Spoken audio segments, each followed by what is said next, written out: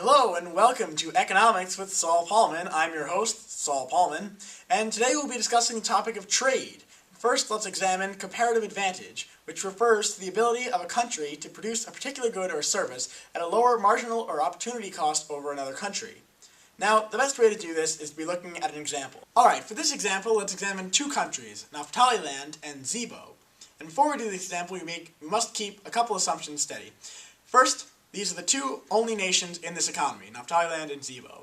We also assume that they have equal labor forces.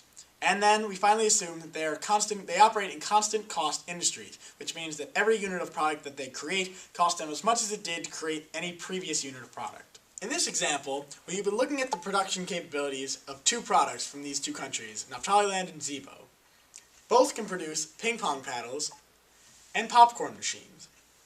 Now, since both can create them, but not necessarily in the same quantity, it would be ideal for them to trade with each other to get the most possible production. In the data table you see here, you can see how many of each popcorn makers and ping pong paddles that each country can make. In the blue rows, you see how many popcorn machines each country can make, and in the red rows, you see how many ping pong paddles they can make. Now, as you can see, there are many possibilities for each country to make, so it's an economist's job to discover which one is optimal. In this line graph, you can see a visual representation of the production possibilities for each country. Suppose that Naphtali Land and Zibo would like to trade to optimize the amount of ping pong paddles and popcorn machines available to the people. Initially, Naphtali Land makes 16 popcorn machines and 3 ping pong paddles, while Zibo makes 2 popcorn machines and 6 ping pong paddles. Overall, 18 popcorn machines are made and 9 ping pong paddles. If Naphtali Land were to devote all of their resources to creating popcorn machines, they could make 40 popcorn machines and 0 ping pong paddles. On the other hand, if they were to devote all of their resources to ping pong paddles, they could make 5 ping pong paddles and 0 popcorn machines. Now, let's take a look at Zibo. If they were to devote all of their resources to popcorn machines, they could make 5 popcorn machines and 0 ping pong paddles. On the other hand, if they were to devote all of their resources to ping pong paddles, they could make 10 ping pong paddles and 0 popcorn machines. Now let's examine the opportunity cost ratios of these two countries. Naphtali Land has to give up 1 ping pong paddle to make 8 popcorn machines.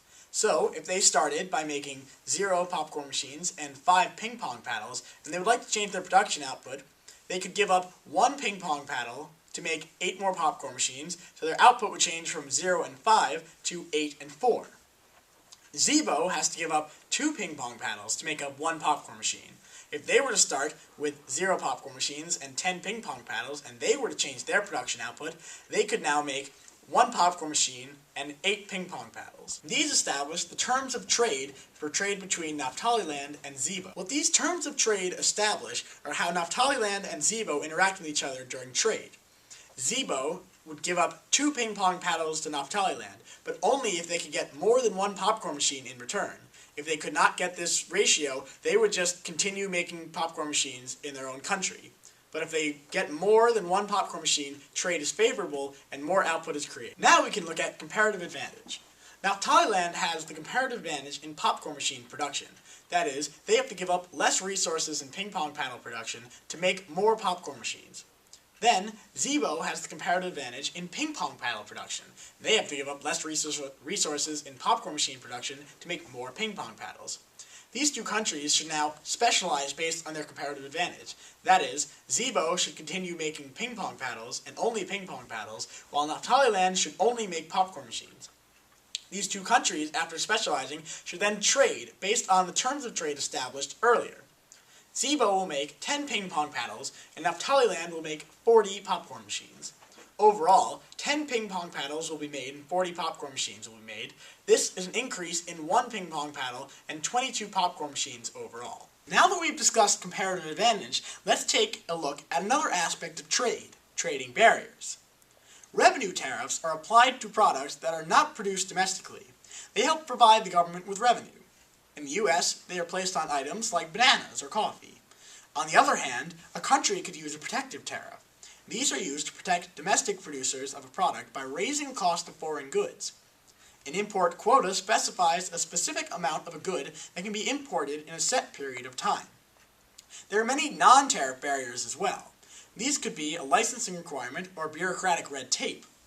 Finally, a voluntary export restriction happens when foreign firms voluntarily limit the amount of their export. Now that we've learned about different types of trade barriers, we can examine arguments for and against the use of trade barriers in an economy. Here to present his arguments is Admiral General Brower of ZEBO. Protective tariffs are necessary in a nation to preserve and protect the military strength and the defense of a nation. And because at times political and military goals are more they take more precedence than economic goals. Also, tariffs protect countries that are highly specialized. For example, a country like Saudi Arabia that produces just oil, or a country like ZEBO that produces only ping-pong paddles or specializes in it. Tariffs also enable greater industrial diversification, and also protective tariffs are needed to allow new industries to establish themselves, like infant industries, and they're able to grow with the protective tariffs protecting them from outside influence. It also gives them the time to develop and become susceptible. And since there's cheap foreign labor in other countries, tariffs shield the workers in more developed countries from low wages in some lesser third world countries where these workers can come from and work for lower wages. And also, protective tariffs prevent from dumping, which is the selling of excess goods in a foreign market at a price below cost. And dumping is considered illegal, and these protective tariffs protect the countries from dumping. Admiral General Brower discussed some arguments in favor of tariffs, yet there's another side to the coin. Some tariffs prohibit dumping, yet sometimes they are abused. They do not do what they are intended to do, and all they do is gouge consumers. In some developing nations, infant industries may not even make it with the protection of protective tariffs, so the tariffs do not do what they're designed to do. Overall, some tariffs distort free market and limit efficiency, which can lead to high prices, restricted economic and technological growth, trade wars, and even increased crime. Now the big debate is whether countries should be self-sufficient for military security, or if they should rely on other countries and allow themselves to be vulnerable to other countries starting wars and not being able to have these resources possibly in wartime. Now to further understand protective tariffs and trade barriers and their effects, let's use a basketball analogy. I'll be playing the part of Naftaliland, and the basket represents free trade, which will help my country grow. Now I'll start my journey to free trade. In steps protective tariffs, played by Admiral General Brower here. Now, his tariffs stop my growth, my path to free trade. But if we were to cut these tariffs down and push them out of the way, Naftaliland has a free path to free trade and growth. Thank you for joining us for another episode of Economics with Saul Paulman. I'm your host, Saul Paulman. Have a good day.